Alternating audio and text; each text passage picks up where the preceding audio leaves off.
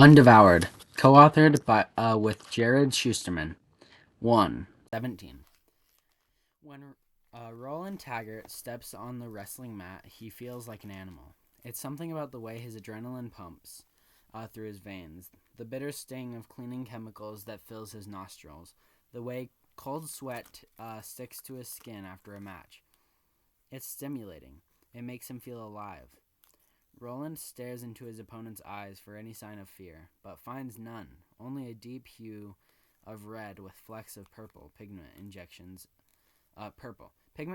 Injections are a common fad for students these days at Continental High School. As if bleeding your school colors wasn't enough, Roland has always scoffed at the fanatic face painting type. Today, the gym bleachers are packed full of them, cheering, waving pom-poms, their screams echoing in the shells of his ear guards, and he knows his mother's voice isn't one of them. Not that he cares. Lately, it seems like the only extracurricular she's interested in is fighting with Roland's stepfather. People told Roland he was in over his head, challenging a state qualifying wrestler. Sure, beating superstar Zane Durbin means taking his spot on the team, but to Roland it means much more. It means respect. It means power. The whistle is blown, and Zane extends his hand for the pre-match handshake. He notices the shark tattoo on Roland's right forearm and smirks. "Nice fish," he snorts.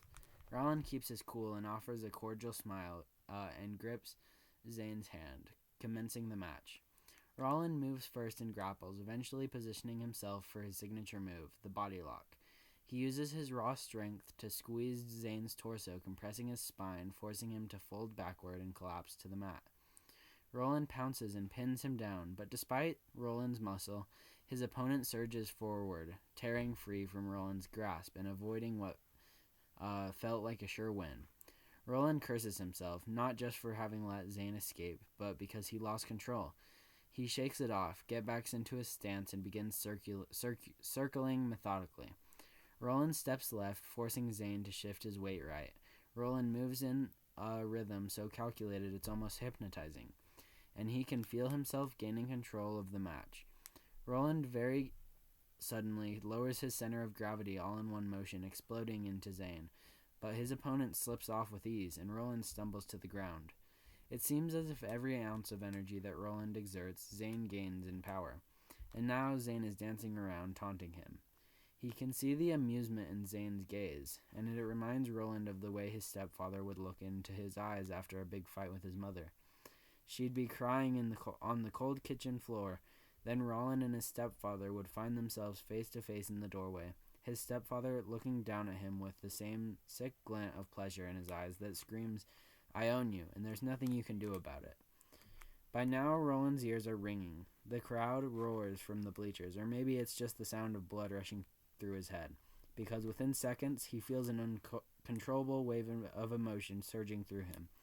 It's the same indescribable force that curls his hands into fists. That makes him hold eye contact a second too long. That lures him into a confrontation, a feeling he knows all too well. Roland bull rushes forward, more aggressive than ever, but Zane stays calm and in one graceful motion ducks right, hooking his arms underneath Roland.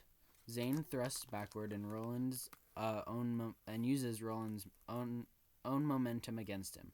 As soon as Roland feels his feet lifted from the mat, he knows exactly what's coming next, and he's helpless to stop it.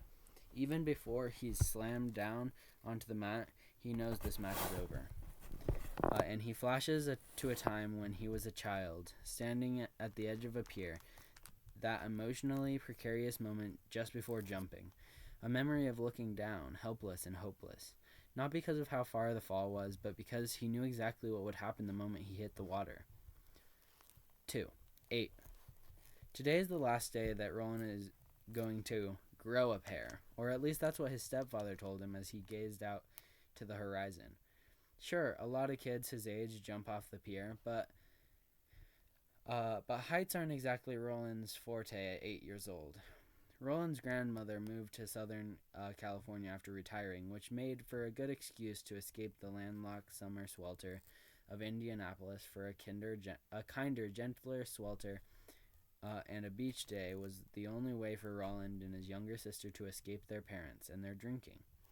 Too bad for Roland, his stepfather always seemed to come up with the most creative character-building activities when pissed drunk. And now Roland finds himself at the supposed precipice of his manhood, namely the San Clementine Pier. Roland's stepfather had always been a throw-you-in-the-deep-end kind of guy.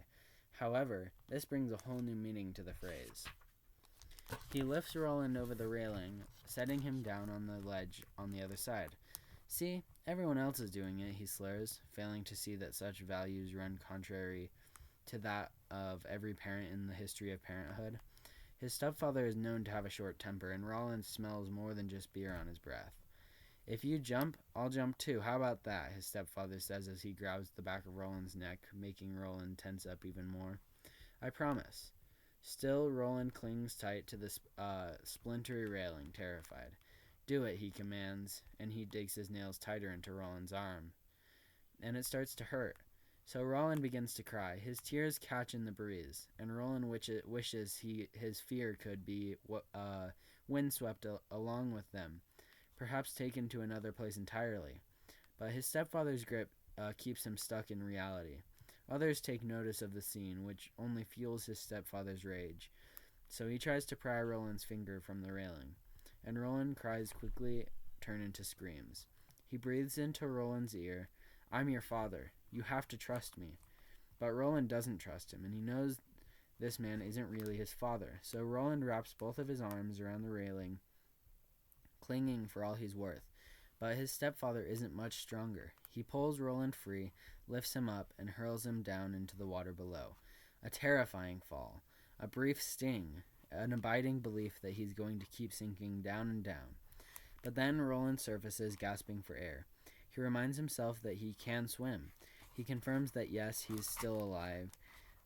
He treads the chilly water the best he can and waits for the splash that will herald his stepfather's arrival in the water. I'll jump too. That's what he promised. But the telltale splash didn't come. And only when Roland looks up does he realize his stepfather is frozen at the edge of the railing, clearly trying to work up the courage to jump. He's leaning forward as if to dare himself, but appears to be gripped by fear that he can't overcome. He didn't jump in after Roland like he promised. He didn't, and he never would. 3. 17.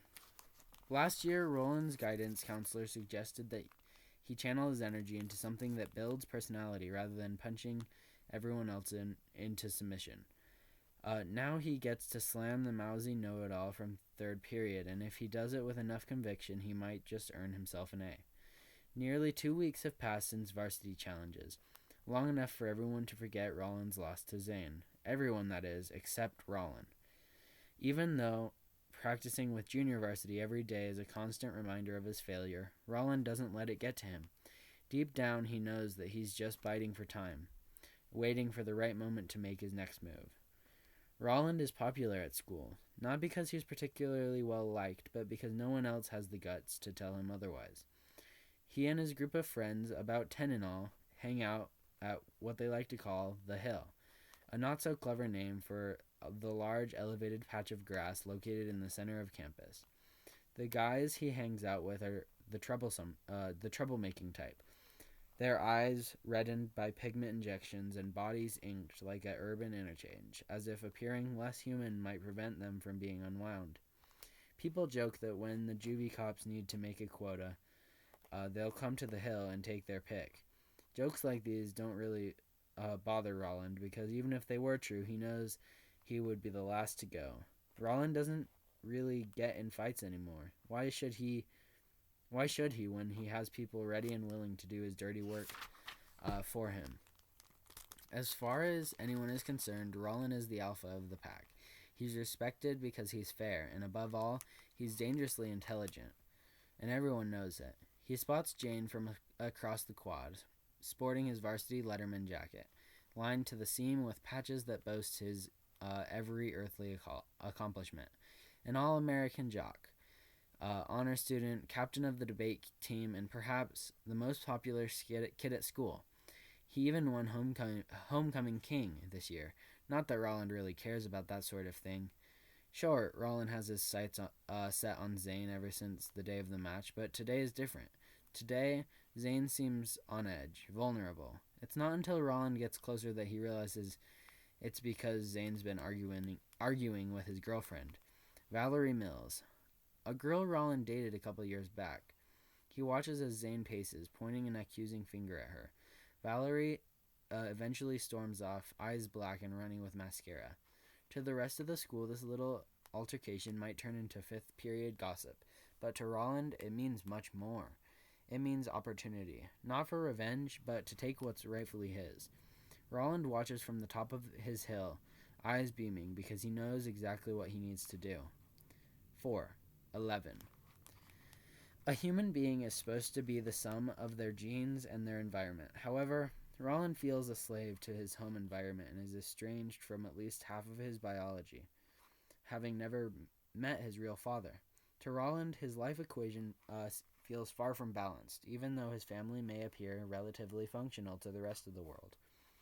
As much as Roland hates it when people make the honest mistake of thinking that he is biologically related to his stepfather, there's a part of him that likes to pretend that he is, and yet another part curses the part that pretends. It's summertime. The Taggart family is in California again, and things have gotten worse. This summer, their stepfather makes both Roland and his sister keep their shirts on at the beach. A couple of puffy welts could always be written off, but at this point, not even Roland could lie away the scars. Now, more than ever, Roland and his sister are finding themselves out of the house, and today, something brings Roland back to the pier. Roland realizes he hasn't been back here since the day his stepfather threw him in 3 summers ago. He still remembers the exact spot where it happened. The funny thing is that he can hardly get himself to look over the edge. He's been even more terrified of heights ever since. Roland and his stepfather never talked about that day again. In fact, he never told anyone about it. But it haunts him, enough that he's lured back here once more, this time with his sister. Roland turns to her. "I dare you to jump." She shakes her head and backs up, moving away from him. "Come on, all the other kids do it. It's too far and I don't swim good." "I'll follow you in." Roland looks deep into her eyes. "I promise." Roland's sister tries to back away, but Roland is a couple years older than her and much stronger. She screams when he grabs her, but no one is close enough to stop it. "It won't be so bad, you'll see." Then he picks her up and in one smooth motion throws her off the edge. Then, even before he hears her hit the water, Roland closes his eyes, musters every morsel of courage he has, and jumps just as promised. He surfaces just beside her, and she grabs him around the neck, holding him for dear life. "See? It didn't even hurt, did it?" Roland helps his sister to shore, and even though his mother, who saw the scene, goes ballistic, and even though his stepfather gives him a double helping of the belt for throwing her off the same ledge, it's all okay, because Roland needed to know who he was, but more importantly, who he wasn't. He jumped, he kept his promise, and for the first time, each lash stings a little less than the one before. 5. 17. It isn't hard for Roland to find Valerie's car later that evening, stamped fresh with those bleeding heart hippie bumper stickers. Proactive Citizens Against Unwinding, the Wholeness Coalition, and the like. Roland watches through the rows of cars in the school parking lot as Valerie bids her friends farewell after cheer practice. Roland makes his way closer, keeping out of view behind SUVs and jacked up pickups. Valerie slips into her car and pulls the door shut, but before it closes, Roland stops it. He sees her glance at his arm that holds open the door. She sees his tiger shark tattoo even before seeing him. She knows exactly who it is. Roland opens the door gently and looks down at her. "Hey, Valerie, heard you had a rough day." She's caught her off guard, stumbles over her words a bit. Good. It gives him the advantage. "What are you doing here?" Rather than immediately answering the question, Roland advances forward, getting down on one knee and leveling with her. "I saw you crying today, and I just wanted to make sure everything was all right." He takes her hand and smiles, showing his teeth. Valerie pulls away uncomfortable. Roland can feel himself already in control. so he makes his next calculated move. I don't know. I felt kind of protective. I don't know what that means. Roland dated Valerie long enough to know that it would take more than a little sweet talk to win this game, and as expected, she keeps her cool. It means nothing. You broke up with me, or did you forget that? Her comment might invoke some feelings in Roland if he let it, but he doesn't. He lets it slide off. He moves closer to her ear, making his voice breathy. He knows she can feel the warmth in her ear when he speaks, feel the charge in his voice. There's so much I miss, he tells her. I miss kissing you. I miss the feel of it. She shifts her shoulders, uncomfortable, but doesn't stop him. So he gently touches her cheek. Is it crazy of me to want that again? He has Valerie right where he wants her, caught in his trance, mesmerized by his pretense at vulnerability. He moves his hand down her neck and grabs the back of her hair in a most primal way. That's when she snaps out of it and pushes his hand away from her. Hand away. He lets her, for now. Roland, I'm sorry. I'm with Zane now, and that's not changing no matter what you think. She grips the door handle to pull it shut, but Roland rips it open. And how many boyfriends is it gonna take to replace all the pieces of the one you let get unwound? It's a dirty blow, but necessary. No one speaks of it, at least not to Valerie, but everyone knows. It was the luckless loser she chose between Roland and Zane. What was his name? Roland can't remember. That's the way it is with unwinds. As much as Valerie must hate him right now, Roland knows she won't look him in the eyes, because deep down he knows Valerie will never know the answer to that question, or whether she truly played a part in that boy's parents' decision to sign an unwind order. This is the exact button Roland has been waiting to push to detonate the entire situation, and Valerie explodes. She fights with all her being to close the door, but Roland won't let her. Go to hell, she screams, but Roland isn't finished. He puts his hand behind her head, pulling her lips to his, and forces a kiss. She struggles, but he's much stronger than she is. Valerie claws, throwing punches out of desperation, but it's no use. And as their mouths are pressed together, she sinks her teeth into Roland's lower lip, biting down. He tries to pull her off, but she doesn't let go. Not until it really stings, not until she's drawn just enough blood. Finally, Roland pushes her off and grunts. He wipes the blood from his mouth and savors the moment, flashing her a bloody red smile. You know what? It wasn't as good as I remember. Valerie slams the door shut, fires up the engine, and peels out. Roland exhales, invigorated, his bottom lip beginning to swell. He looks around, noticing that a few of Valerie's teammates saw the whole thing, 3 to be exact, and Roland smiles to himself, because as far as he's concerned, that's just the right amount of witnesses. 6:13. The size of an ocean is calculated not by its face, but the trough behind it, giving it an illusion of being much larger than it actually is. But right now, for Roland, the wave that swells before him can't be measured in feet or inches, only in increments of fear. He's no longer afraid of heights, no longer fears the jump from the pier. He's conquered that. Now he's moved on to greater challenges. Pulling his boogie board into his chest, Roland makes a split-second decision and dives underwater, bracing himself for impact. He goes under it and a moment later emerges. It wasn't as bad as he thought. Not as bad as it could have been. He's relieved. Roland sizes up the next wave. It's intimidating, but he'll survive this one too. The crashing wall of water is beautiful, even in its monstrous nature. The way the setting sun glows through its face, the way sparkles dance along its foamy crest. Roland should have known a storm was coming in. The signs were clear, but then, again, Roland is far too bullheaded to back off once he's made a decision. Today was the day he was going to boogie board the big waves, and since there was yet another screaming match occurring between his mother and stepfather, Roland knew there was only one place he could go to take out his own aggression. The sea. Here comes another one, his sister shouts from the top of the pier, like his own personal lifeguard. although her jumping in is out of the question. She only did that once, and she didn't exactly jump. Roland focuses on the next wave.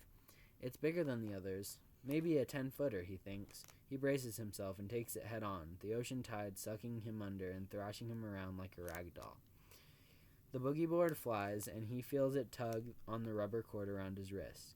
By the time he reaches the surface, his ears are ringing, a shrill that crescendos into what sounds like distant screams, and it's not until Roland looks up that he realizes they're coming from his sister.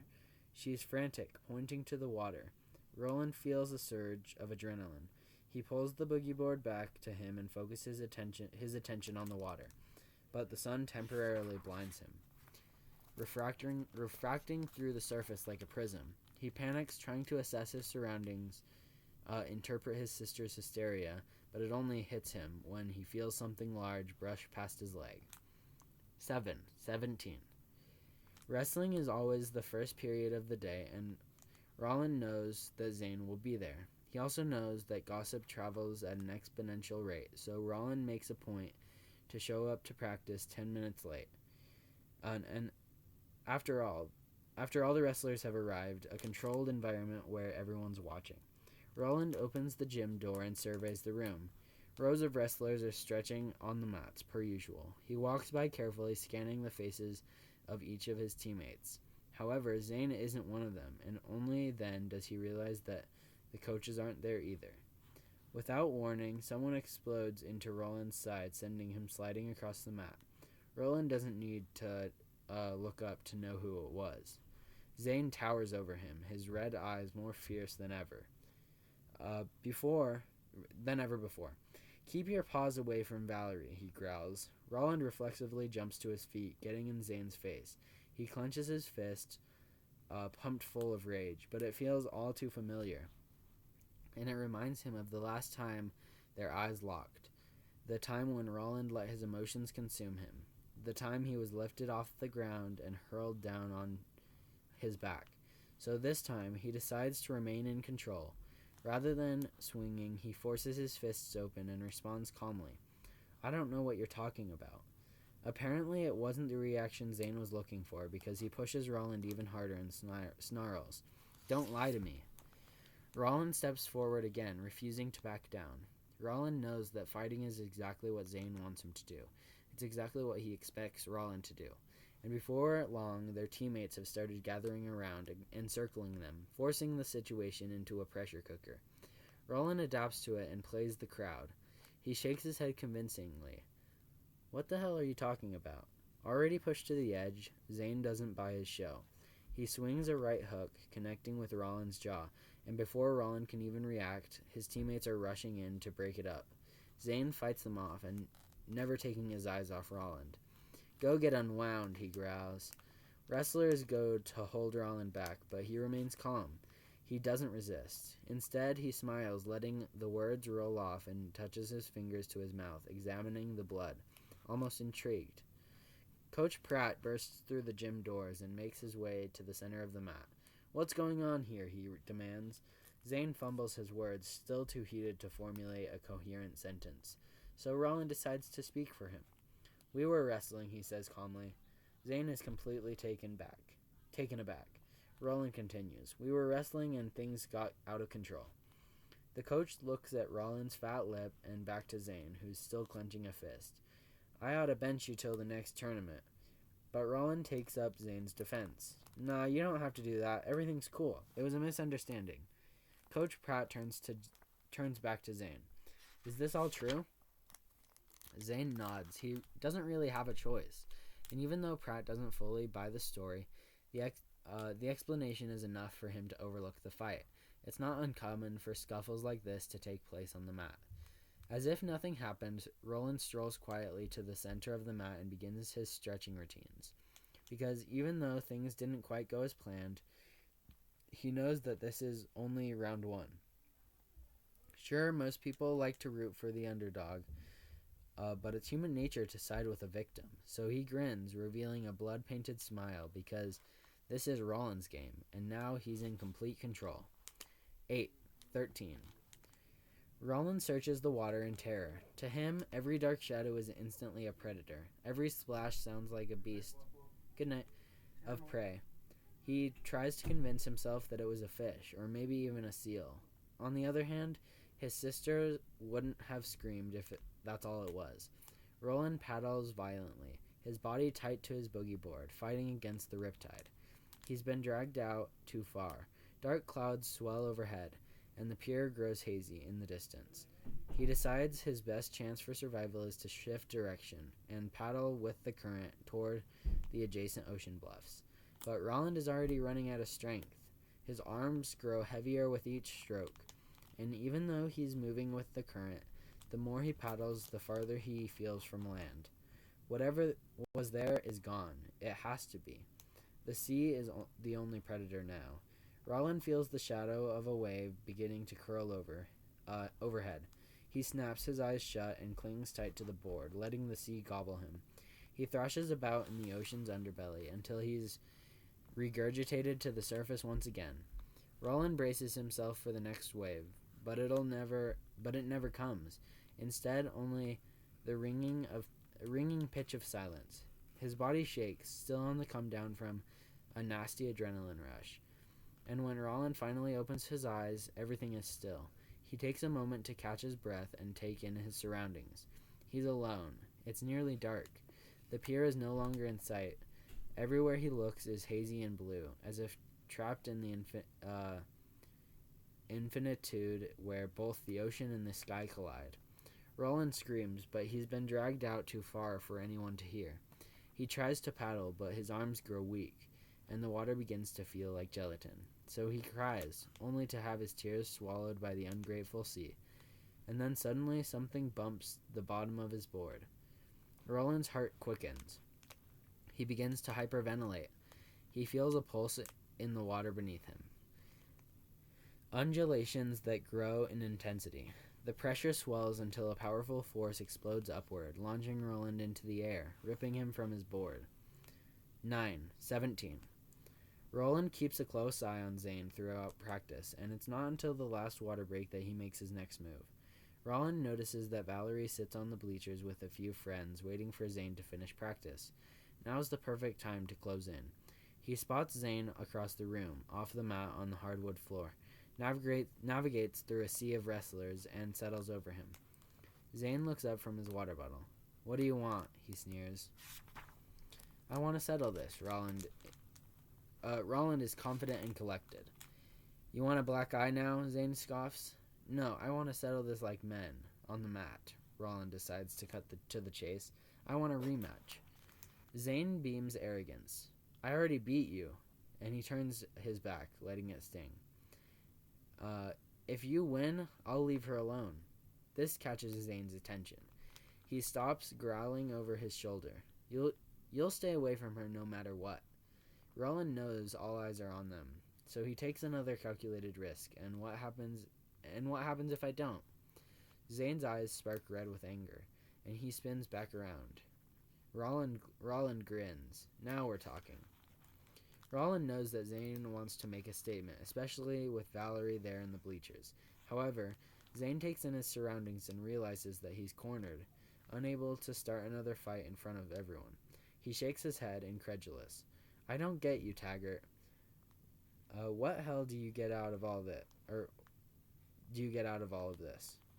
"If I win, I'll take your spot on the team," Roland says.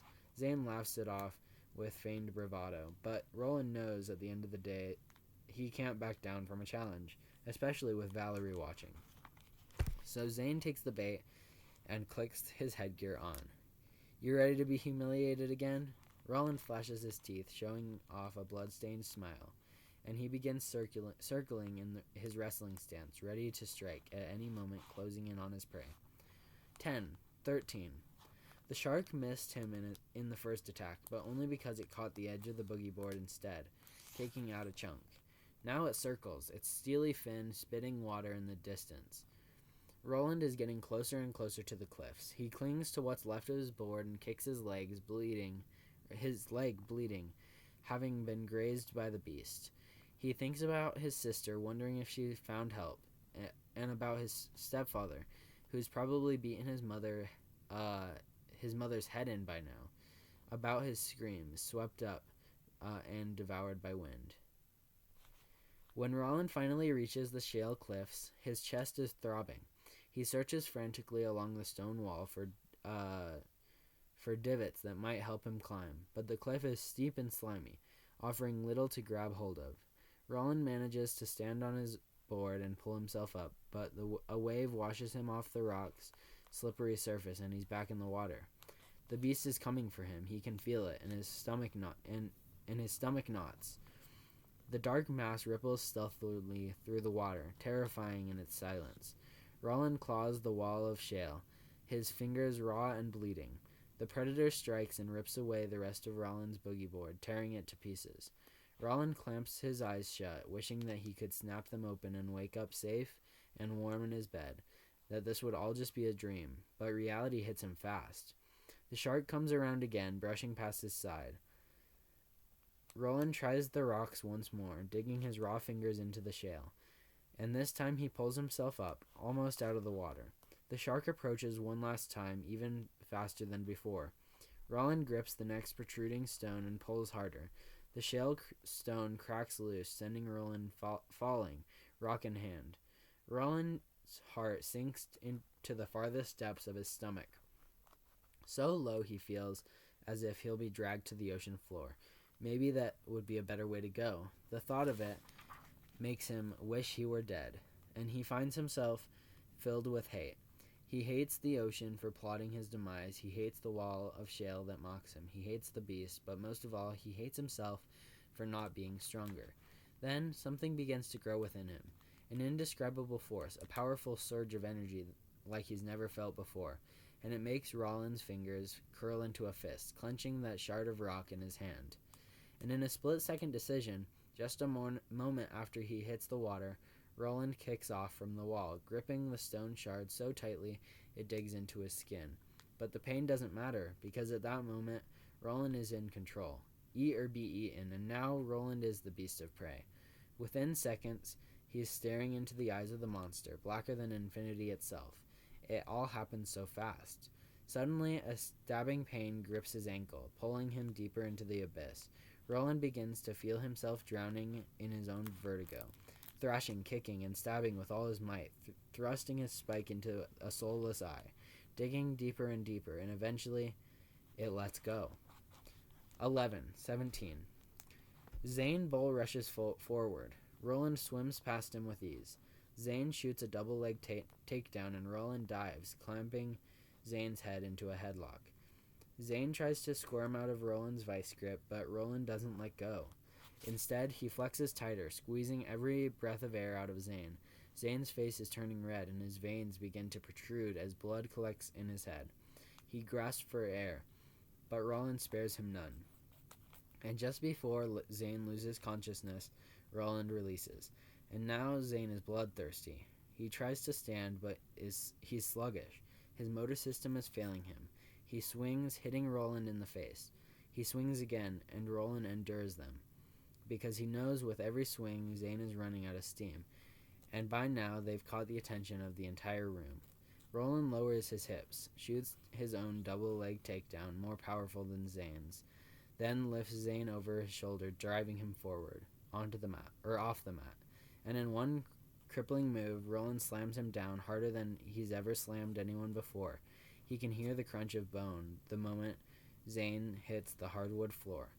Zane screams in pain, a shrill so ear-splitting that it echoes in Roland's eardrum, and Zane arches his back, convulsing in agony. It's only when Zane rolls over that Roland notices his arm snapped backward, hyperextended at such an obscene angle that it bends in the complete opposite direction. Roland stands up, invigorated, still rushing with adrenaline, as Zane kicks and screams. Within seconds, everyone there, coaches, teammates, spectators. Coach Pratt looks to Roland, but Roland speaks first. He hit me again. You saw it. He kept on hitting me. It was self-defense. And, as calculated, his teammates back him up. The assistant coach hurries over and attempts whatever first aid he can. Zane grits his teeth, and his eyes well up. Coach Pratt starts pacing, and as it all hits him, he buries his face in his hand and shakes his head. His star wrestler is down. A new arm could take new months to transplant. Valerie rushes to Zane and holds him, hysterical. She looks up at Roland, screaming, "What the hell did you do?" Roland doesn't flinch. Instead, he looks down, wiping blood from his forearm, revealing his tiger shark tattoo. He then meets her gaze, grinning. "I won." And like that, Roland turns his back, smiling to himself because now he knows he's the ultimate predator. He knows he's the shark.